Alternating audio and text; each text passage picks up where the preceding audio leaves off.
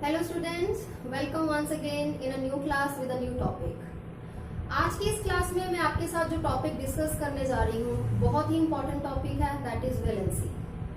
आज मैं इस क्लास में आपके साथ डिस्कस करूंगी कि वैलेंसी है क्या, कॉन्सेप्ट ऑफ वैलेंसी क्या है, वैलेंसी हमें क्या इंफॉर्मेशन कन्वे करती है and how we can calculate valency of different elements. इस वीडियो में मैं आपको फर्स्ट 20 एलिमेंट्स की वैलेंसी कैसे कैलकुलेट करनी है वो बताऊंगी with proper concept of valency, कि वैलेंसी का कॉन्सेप्ट आया कहाँ से है और ये कॉन्सेप्ट हमारे लिए पढ़ना, समझना और जानना इतना जरूरी क्यों है। सो वैलेंसी डिस्कस करने से पहले मैं आपके साथ कुछ और चीजें डिस्कस करना चाहूंगी सो दैट आपको वैलेंसी के कॉन्सेप्ट में अच्छे से क्लैरिटी हो जाए।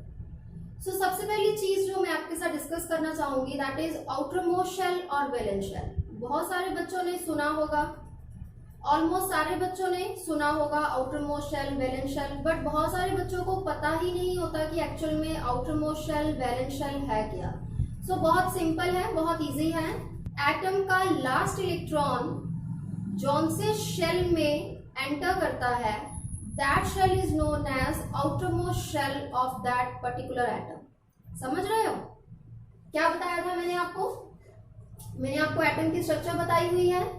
मैंने आपके साथ फर्स्ट 20 एलिमेंट्स की इलेक्ट्रॉनिक कॉन्फ़िगरेशन डिस्कस करी हुई है, जिसमें मैंने आपको बताया था कि एटम के अंदर डिफरेंट शेल्स हैं, K, L, M, N, और उनमें इलेक्ट्रॉन्स की फिलिंग को ही हम क्या बोलते हैं, इलेक्ट्रॉनिक कॉन्फ़िगरेशन बोलते हैं। और जब उन इलेक्ट्रॉन्स की फिलिंग करते हैं तो जो लास्ट इलेक्ट्रॉन जौन से शेल में एंटर करता है उस शेल को हम क्या बोलते हैं, आउटरमोस्ट शेल। लाइक अगर मान लो मेरे पास ये एटम है, ठीक है, इसमें यहाँ पे एक इलेक्ट्रॉन है, एक यहाँ पे इलेक्ट्रॉन है, एक यहाँ पे इलेक्ट्रॉन है, एक यहाँ पे इलेक्ट्रॉन है, ठीक है। तो लास्ट इलेक्ट्रॉन जिस शेल में एंटर कर जाएगा वो उस एटम का आउटरमोस्ट शेल बन जाएगा और वैलेंस शेल बन जाएगा, ठीक है। जैसे मैं आपको एग्जांपल लेके बताती हूँ। चलो मैं सोडियम की एग्जांपल ले लेती हूँ। एटॉमिक नंबर कितना होता है, 11। इलेक्ट्रॉनिक कॉन्फ़िगरेशन क्या हो जाएगी, 2 8 1। 2 इलेक्ट्रॉन्स जाएंगे K शेल में, 8 इलेक्ट्रॉन्स जाएंगे L शेल में और 1 इलेक्ट्रॉन जाएगा M शेल में। तो ये जो एक इलेक्ट्रॉन लास्ट में एंटर हुआ है कौन से शेल में, M शेल में, तो इस शेल को हम क्या बोलेंगे, इसका वैलेंस शेल बोलेंगे। और ये जो एक इलेक्ट्रॉन है जो लास्ट शेल में एंटर हुआ है उस शेल को, उस इलेक्ट्रॉन को हम क्या बोल देते हैं, वैलेंस इलेक्ट्रॉन। आई बात समझ में, ठीक है। मैंने आपसे दो चीजें डिस्कस करी हैं, पहला आउटरमोस्ट शेल और वैलेंस शेल, दूसरा वैलेंस इलेक्ट्रॉन। ये पता होना चाहिए कि किसी भी एटम का आउटरमोस्ट शेल कौन सा है और उसमें वैलेंस इलेक्ट्रॉन्स कितने हैं, ठीक है। अगर हमें ये पता चल गया कि एटम के आउटरमोस्ट शेल में वैलेंस इलेक्ट्रॉन्स कितने हैं तो किसी भी एलिमेंट की वैलेंसी कैलकुलेट करनी बहुत आसान हो जाएगी, बहुत इजी हो जाएगी, ठीक है। अच्छा, अब वैलेंसी की बात करते हैं, ठीक है। अब वैलेंसी ज्यादातर आप लोगों ने देखा होगा या तो पॉजिटिव होती है या नेगेटिव होती है या जीरो होती है। तो दिमाग में क्वेश्चन आता होगा कि हमने तो पढ़ा है एटम इज न्यूट्रल, एटम पे कोई चार्ज ही नहीं है, ठीक है। तो एलिमेंट क्या है, element is made up of atoms. तो एलिमेंट और एटम पे हम क्या देखते हैं, चार्जेस देखते हैं। हम बोलते हैं कि उनकी वैलेंसी क्या है, +1 -1 +2 -2। तो ये चार्जेस कहाँ से आए, क्या जरूरत क्या पड़ी, ठीक है। तो अगर आप नोट करो पीरियोडिक टेबल में नोबल गैसेस को, तो उसका आंसर हमें नोबल गैसेस से मिल जाएगा, ठीक है। नोबल गैसेस कौन कौन सी है फर्स्ट 20 एलिमेंट्स में। पहली नोबल गैस है जो हीलियम है, जिसका एटॉमिक नंबर 2 है। दूसरी क्या है, नियॉन है, जिसका एटॉमिक नंबर 10 है। और तीसरी आर्गन है, जिसका एटॉमिक नंबर 18 है। अब अगर मैं इनकी इलेक्ट्रॉनिक कॉन्फ़िगरेशन लिखूं तो देखिए हम क्या नोट करते हैं, ये तो 2 की 2 ही रह जाएगी, ये क्या हो जाएगी 2 और 8, और यहाँ पे हो जाएगी 2 8 8। तो यहाँ पे आप देखो कि हीलियम के आउटरमोस्ट शेल में 2 इलेक्ट्रॉन है, अभी मैंने बताया आपको आउटरमोस्ट शेल कौन सा शेल होता है। नियॉन के आउटरमोस्ट शेल में 8 इलेक्ट्रॉन है। आर्गन के आउटर मोस्ट शेल में 8 इलेक्ट्रॉन है। अगर ऐसे ही आप बाकी की नोबल गैसेस की इलेक्ट्रॉनिक कॉन्फ़िगरेशन भी लिखोगे तो आप ऑब्जर्व करोगे कि उनके भी आउटर मोस्ट शेल में कितने इलेक्ट्रॉन है, 8 इलेक्ट्रॉन है। अब इन 8 इलेक्ट्रॉन्स के कारण इन नोबल गैसेस की स्टेबिलिटी क्या है, बहुत ज्यादा है। ठीक है, स्टेबिलिटी ज्यादा होने के कारण क्या है, इनकी केमिकल रिएक्टिविटी बहुत ही कम है। नोबल गैसेस को इसीलिए इनर्ट गैसेस भी बोलते हैं, क्योंकि ये किसी भी और एलिमेंट से किसी तरह का कोई रिश्ता नाता नहीं रखती हैं, कोई रिएक्शन नहीं देती हैं। हालांकि अभी इनके रिएक्शंस पॉसिबल हैं, इनके बहुत सारे कंपाउंड्स हैं, वो आप हायर स्टडीज में पढ़ोगे। बट आपके लेवल तक, जहां तक आप पढ़ रहे हो 10th स्टैंडर्ड तक, आपको यही बताया जाएगा कि नोबल गैसेज हैं, इनर्ट गैसेज हैं, वो केमिकली इनएक्टिव हैं, वो केमिकल रिएक्शन में पार्टिसिपेट नहीं करती। ठीक है, तो जब बाकी के एलिमेंट्स ने देखा कि नोबल गैसेज बढ़िया है भाई, अपना आराम से बैठी हैं, ना किसी से कुछ लेती हैं, ना किसी को कुछ देती हैं, तो दे गॉट जेलियस। उन्होंने बोला कि हम भी क्यों ना इनकी तरह स्टेबल हो जाएं। फिर उन्होंने देखा कि इनकी स्टेबिलिटी का कारण क्या है। फिर उन्होंने क्या पाया कि इनकी स्टेबिलिटी का कारण तो इनके आउटर मोस्ट शेल में 8 इलेक्ट्रॉन्स की प्रेजेंस है। तो बाकी के एलिमेंट्स में भी क्या लग गई, होड़ लग गई कि किसी ना किसी तरह से हमारे भी आउटर मोस्ट शेल में कितने इलेक्ट्रॉन आ जाए, 8 इलेक्ट्रॉन आ जाए। और वहीं से हमारे पास कौन सा रूल आया, ऑक्टेट रूल आया, जिसको हम क्या बोलते हैं, the principle of acquiring 8 electrons in the outermost shell of an atom is known as octet rule. वो प्रिंसिपल जिसके साथ हम किसी भी एटम के आउटर मोस्ट शेल में 8 इलेक्ट्रॉन ला सकते हैं, उसको ऑक्टेट रूल बोला गया। तो अब सारे एलिमेंट्स क्या कोशिश करने लग गए कि वो किसी ना किसी तरह ऑक्टेट रूल को फॉलो करें और अपने आउटर मोस्ट शेल में कितने इलेक्ट्रॉन ले आए, 8 इलेक्ट्रॉन ले आए। ठीक है, तो इसी भाग दौड़ में उन्होंने क्या किया, उन्होंने आपस में कुछ कॉन्ट्रैक्ट कर लिए। किस तरह के कॉन्ट्रैक्ट किए कि या तो इलेक्ट्रॉन्स को शेयर कर लेते हैं, या लूज कर देते हैं, या गेन कर लेते हैं। ठीक है, तो इसके बाद क्या हुआ, ऐसा करने के बाद क्या होगा कि उनके आउटर मोस्ट शेल में भी 8 इलेक्ट्रॉन आ जाएंगे और वो भी क्या हो जाएंगे, स्टेबल हो जाएंगे, just like noble gases. We know that every system what maximum stability and minimum energy. ठीक है, हर एक सिस्टम दुनिया का स्टेबिलिटी की साइड जाना चाहता है बाय हैविंग मिनिमम एनर्जी। तो इसी खींचतान में क्या हुआ, एटम्स ने इलेक्ट्रॉन्स लूज और गेन करने स्टार्ट कर दिए और शेयर करने स्टार्ट कर दिए। ठीक है, अभी मैं आपको बताऊंगी कि इलेक्ट्रॉन लूज, गेन और शेयर कौन कौन से एलिमेंट करते हैं।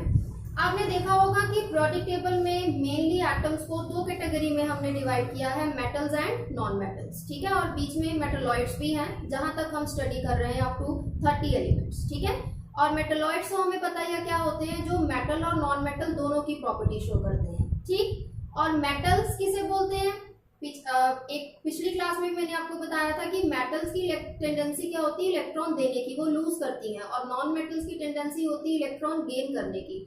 इसीलिए एक क्राइटेरिया सेटअप हो गया कि मेटल्स के आउटर मोस्ट शेल में 1, 2 या 3 इलेक्ट्रॉन होंगे।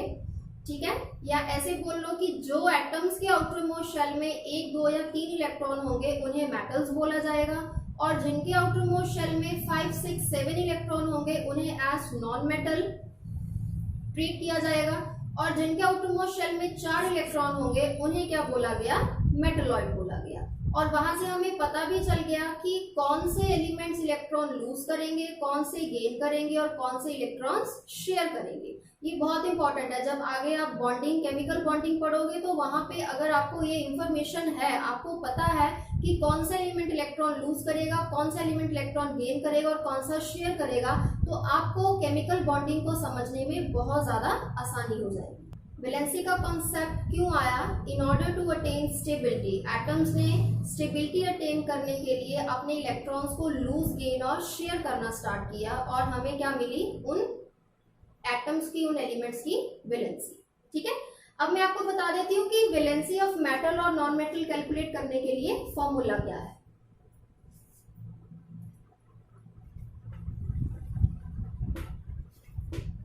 वैलेंसी ऑफ मेटल निकालने का एक सिंपल तरीका है, मेटल लो, आपको पता चल जाएगा, आप एलिमेंट उठाओ, उसकी इलेक्ट्रॉनिक कॉन्फ़िगरेशन लिखो। ये मैं वो तरीका बता रही हूँ अगर आप डायरेक्टली वैलेंसी याद नहीं कर पा रहे हो।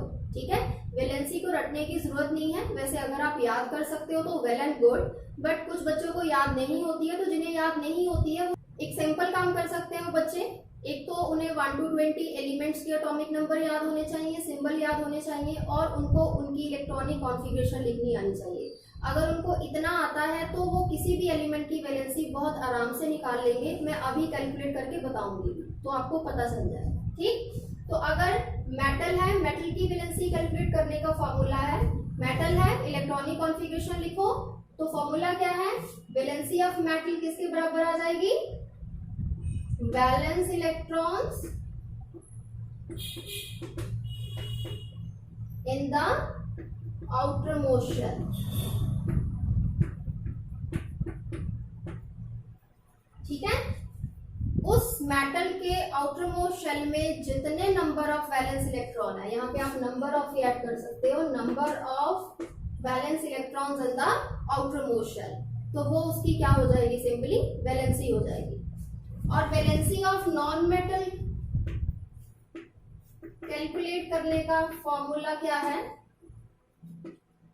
That is equal to 8 minus number of valence electrons in the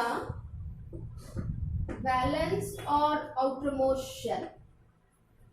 ठीक है, नॉन मेटल के केस में वैलेंसी कैलकुलेट करने के लिए क्या करेंगे, उस नॉन मेटल के आउटरमोस्ट शेल में जितने भी इलेक्ट्रॉन प्रेजेंट है उसे 8 में से आपने क्या कर देना है, माइनस कर देना है, तो आपको क्या मिल जाएगी, उस पर्टिकुलर एलिमेंट की वैलेंसी पता लग जाएगी।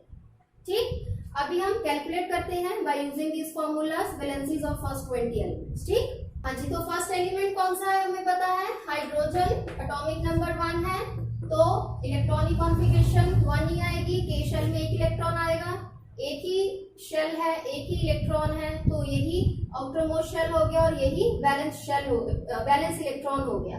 ठीक, अब एक ही इलेक्ट्रॉन है, हाइड्रोजन वैसे क्या है, हाइड्रोजन को मेटल्स के साथ रखा हुआ है, but it is exception to the rule, hydrogen को हम नॉन मेटल मानते हैं। ठीक, और इसके केस में हमने डुप्लेट रूल अप्लाई करना है, जैसे अभी हमने ऑक्टेट रूल पढ़ा था, ऐसे ही डुप्लेट रूल है जो क्या स्टेट करता है, that principle of acquiring 2 electrons in the outermost shell. तो हाइड्रोजन की वैलेंसी कैलकुलेट करने के लिए हम 8 की बजाय 2 में से इसको माइनस करेंगे, तो वैलेंसी क्या हो जाएगी, 2 माइनस 1 हो जाएगी।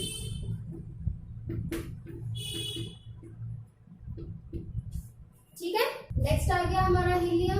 हीलियम का एटॉमिक नंबर 2 है और आउटरमोस्ट शेल में भी कितने इलेक्ट्रॉन आएंगे, 2 इलेक्ट्रॉन आएंगे, क्योंकि अभी भी एक ही शेल है और K shell can attain maximum of 2 electron, तो दोनों इलेक्ट्रॉन के शेल में चले गए और यही इसके वैलेंस इलेक्ट्रॉन्स बन गए और यही इसका वैलेंस शेल बन गया। Helium is a noble gas. ठीक है, तो इसकी वैलेंसी क्या होती है, 0 होती है। इसके केस में क्या आ जाएगा, इसके केस में भी डुप्लेट रूल अप्लाई होगा, तो 2 माइनस 2 क्या हो जाएगा, 0 हो जाएगी इसकी वैलेंसी। ठीक है, तो ध्यान रखना है, helium is a noble gas, not a metal. Next आ गया लिथियम। लिथियम का एटॉमिक नंबर 3 है, इलेक्ट्रॉनिक कॉन्फ़िगरेशन 2 1। अब देखो इसके आउटरमोस्ट शेल में कितने इलेक्ट्रॉन है, 1 इलेक्ट्रॉन है, तो ये क्या हो गया, मेटल हो गया। मेटल की वैलेंसी कैलकुलेट करने का formula, number of valence electrons in the outermost shell, तो लिथियम की वैलेंसी क्या हो जाएगी, +1 हो जाएगी। ठीक, लिथियम के बाद आ गया beryllium, atomic number 4 2 2, outermost shell में 2 इलेक्ट्रॉन है, तो ये भी क्या है, एक मेटल है। मेटल होने के कारण वैलेंसी क्या हो जाएगी, सीधी डायरेक्टली +2 हो जाएगी। ठीक है, बेरिलियम के बाद boron, atomic number 5, electronic configuration 2 और 3, 3 इलेक्ट्रॉन है, तो ये भी एक मेटल है। ठीक, वैसे बोरॉन को मेटलॉइड बोला जाता है, ये भी एक्सेप्शन लेके आप चल सकते हो, बोरॉन को मेटलॉइड की कैटेगरी में लिया जाता है, तो इसकी वैलेंसी भी क्या हो गई, +3 हो गई। बोरॉन के बाद आ गया carbon, atomic number 6, electronic configuration 2 4, 4 electron है वैलेंस शेल में, तो 4 वाले को हमने क्या बोला था, मेटलॉइड होगा, बट कार्बन को हम क्या बोलते हैं, कार्बन को नॉन मेटल की तरह ही लेते हैं। ये थोड़ा ऊपर नीचे हो गया रूल इसका, बोरॉन को एज अ मेटलॉइड लेते हैं और कार्बन को एज क्या ले रहे हैं, नॉन मेटल ले रहे हैं, तो इसकी वैलेंसी क्या हो गई, +4 हो गई।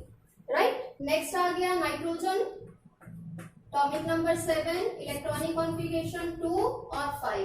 अब 5 आ गया, क्या पढ़ा हमने, जिनके आउटरमोस्ट शेल में 5 इलेक्ट्रॉन होते हैं वो नॉन मेटल्स होते हैं। और नॉन मेटल्स की वैलेंसी कैलकुलेट करने का फॉर्मूला क्या था, 8 minus number of valence electrons in the valence shell और आउटरमोस्ट शेल। तो 5 इलेक्ट्रॉन है आउटरमोस्ट शेल में, तो वैलेंसी हो जाएगी 8 माइनस 5 इज इक्वल्स टू 3 या -3। अब ये माइनस और प्लस का साइन क्यों आ रहा है, because non metals have tendency to gain electron, इसीलिए नेगेटिव साइन आ रहा है। मेटल्स के केस में पॉजिटिव इसलिए आ रहा है because metals have tendency to lose electron, right. Next आ गया ऑक्सीजन। ऑक्सीजन के केस में 2 और 6 आ गया, आउटरमोस्ट शेल में 6 इलेक्ट्रॉन है, तो अगेन नॉन मेटल है, 8 minus 6 is equals to -2, right. उसके बाद हमारी क्या आ गई, ऑक्सीजन के बाद फ्लोरीन आ गया, एटॉमिक नंबर 9 2 7। क्या बोला था हमने, जिनके आउटरमोस्ट शेल में 5 6 7 इलेक्ट्रॉन है वो क्या है, नॉन मेटल्स है। तो यहाँ पे भी करेंगे 8 माइनस 7 इज इक्वल्स टू -1, ठीक है। आप सिंपली 3 2 1 भी लिख सकते हो, कोई फर्क नहीं पड़ेगा। इसके बाद आ गया नियॉन 10 2 और 8, और यहाँ भी क्या हो जाएगा 8 माइनस 8, तो वैलेंसी क्या हो जाएगी 0 हो जाएगी। बच्चे याद रखना है कि नोबल गैसेस की वैलेंसी क्या है, 0 है। जितनी की जितनी नोबल गैसेस हैं सबकी वैलेंसी क्या है, 0 है। नियॉन के बाद हमारा आ गया sodium, atomic number 11, electronic configuration 2 8 1, outermost shell में 1 इलेक्ट्रॉन है। इट मींस व्हाट, मेटल है, और मेटल्स के केस में वैलेंसी जितने उसके आउटरमोस्ट शेल में इलेक्ट्रॉन्स होते हैं, so +1 is the valency. Magnesium, atomic number 12 2 8 2 is the electronic configuration, outermost shell में 2 इलेक्ट्रॉन है, तो वैलेंसी क्या होगी directly +2।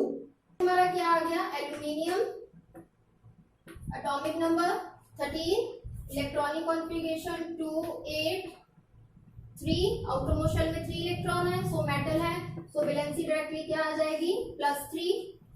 Next is silicon, atomic number 14, electronic configuration 2 8 4 आ गए। सिलिकॉन इज अ मेटलॉइड, ये शेयर करेगा, वैलेंसी भी क्या हो जाएगी +4 हो जाएगी। सिलिकॉन के बाद हमारा आ गया फॉस्फोरस, 15 2 8 5 इलेक्ट्रॉन है आउटरमोस्ट शेल में, so phosphorus is a non metal. Non metal के केस में 8 माइनस 5 -3। सल्फर 16 2 8 6 आ गया, again non metal, 8 minus 6 is equals to -2। Next हमारा आ जाएगा क्लोरीन, 17 2 8 7 इलेक्ट्रॉन है आउटरमोस्ट शेल में, तो नॉन मेटल है, तो फॉर्मूला 8 माइनस 7 -1, राइट। क्लोरीन के बाद हमारा क्या आ जाता है, आर्गन 18 2 8 आउटरमोस्ट शेल में 8 इलेक्ट्रॉन है, नोबल गैस है, तो वैलेंसी क्या हो जाएगी 8 माइनस 8 0, ठीक। 2 रह गए हमारे, कौन कौन सा, potassium, atomic number 19, electronic configuration 2 8 8 1, outermost shell में 1 इलेक्ट्रॉन है, तो पोटेशियम इज अ मेटल, तो वैलेंसी +1। इसके बाद आ गया कैल्शियम 20 2 8 8 2, आउटरमोस्ट शेल में 2 इलेक्ट्रॉन है, तो मेटल है, सो मेटल के केस में जितने उसके आउटरमोस्ट शेल में इलेक्ट्रॉन प्रेजेंट होते हैं, तो वैलेंसी क्या हो गई +2, ठीक है। सो ये मैंने आपके साथ डिस्कस कर दी है फर्स्ट 20 एलिमेंट्स की वैलेंसी को कैलकुलेट कैसे करना है। जैसा कि मैंने वीडियो की स्टार्टिंग में ही बोला था, वैलेंसी का कॉन्सेप्ट डिस्कस करेंगे, जो मैंने बताया कि कहाँ से आया, क्यों एटम्स की वैलेंसी कैलकुलेट करते हैं हम, वैलेंसी को कैलकुलेट कैसे करना है वो भी मैंने बता दिया, हाउ टू कैलकुलेट, उसके फॉर्मूलाज बता दिए, ठीक है। अब एक जो इंफॉर्मेशन हमें वैलेंसी क्या प्रोवाइड करता है वो मैं आपको बताने जा रही हूँ। अगर हमें किसी एटम की, एलिमेंट की वैलेंसी पता चल जाए, तो हमें पता चल जाता है कि वो कितने नंबर ऑफ बॉन्ड्स बनाए, राइट। अभी मैं आपको वैलेंसी की डेफिनेशन बताने जा रही हूँ, मैंने स्टार्टिंग में इसलिए नहीं बताई सो दैट आपको पहले पता चले वैलेंसी का कॉन्सेप्ट आया कहाँ से, वैलेंसी है क्या, कैलकुलेट कैसे करेंगे, ठीक है। सो वैलेंसी को सिंपली बोले तो क्या बोला जाता है, it is the combining capacity of an element. ठीक है, यहाँ से क्या पता चल रहा है, अभी मैंने आपको समझाया ना कि एटम्स क्या करते हैं, in order to have 8 electrons in their outermost shell, in order to gain stability, in order to have noble gas configuration, वो आपस में इलेक्ट्रॉन्स की का लूज गेन और शेयर करते हैं। ठीक है, सो वैलेंसी की डेफिनेशन को हम क्या ले सकते हैं, it is the number of electrons that an atom can lose gain share during a chemical reaction। Valency अगर हमें पता चल जाए तो हमें पता चल जाता है कि किसी भी एलिमेंट की कंबाइनिंग कैपेसिटी क्या है, वो कितने नंबर ऑफ बॉन्ड्स बनाएगा। जैसे हाइड्रोजन की वैलेंसी 1 है तो इसका मतलब क्या है कि हाइड्रोजन कितनी बॉन्ड्स बनाएगा, एक ही बॉन्ड बनाएगा। नाइट्रोजन की वैलेंसी 3 है तो आप देखना नाइट्रोजन 3 बॉन्ड ही बनाएगा। ठीक, so valency is a very very important topic. हमें बहुत सारी इंफॉर्मेशन वैलेंसी से ही मिल रही है। केमिस्ट्री के बहुत सारे कॉन्सेप्ट्स हैं जो हमारे वैलेंसी के थ्रू ही क्लियर हो सकते हैं अगर हमें वैलेंसी की नॉलेज है तो। आई होप आपको वैलेंसी क्या है, वैलेंसी कैलकुलेट कैसे करनी है और वैलेंसी हमें क्या इंफॉर्मेशन प्रोवाइड करती है अच्छे से पता चल गया होगा। सो आज की क्लास में बस इतना ही। Thanks for watching.